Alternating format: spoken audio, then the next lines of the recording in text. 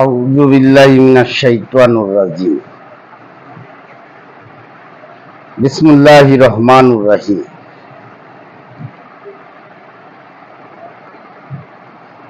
মুসলিম উম্মাহ এক হও।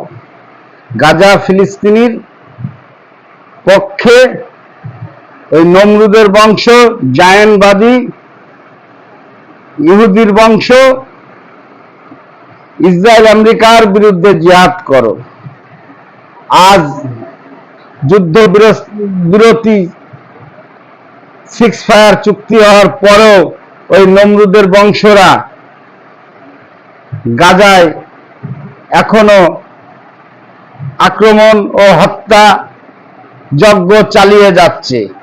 তাই আমি মুসলিম উম্মাহকে বিনীত অনুরোধ করব, ওরা নমরুদের বংশে ইহুদি ও বেঞ্জামিন নেতানিয়াহু জানে যে আমাদের এই ইহুদি রাষ্ট্র, দখলদার রাষ্ট্র, এই ইসরায়েল 8 দশকের বেশি দিন টেকবে না, থাকবে না।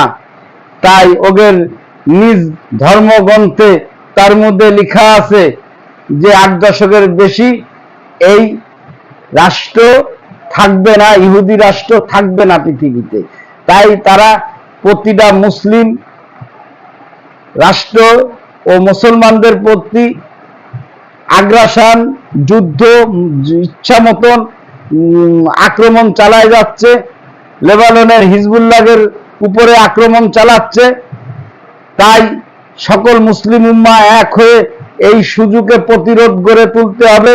ইরান, তুরস্ক, সৌদি আরব, জর্ডান, মিশর, কুয়েত, আরব আমিরাত, কাতার, বাহরাইন সব রাষ্ট্র এক হয়ে ওই উপসাগরীয় অঞ্চল থেকে ওই জায়নবাদী ইসরায়েলের আধিপত্য ধ্বংস করতে হবে। ইসরায়েল নামক দেশটাকে চিরতরে পৃথিবীর মানচিত্র থেকে মুছে ফেলে দিতে হবে। তাই মুসলিম উম্মাহ এক হও। এখনো সবার বোঝা উচিত, ওই জায়নবাদী ইহুদি রাষ্ট্র ইসরায়েল মুসলমানের চিরশত্রু।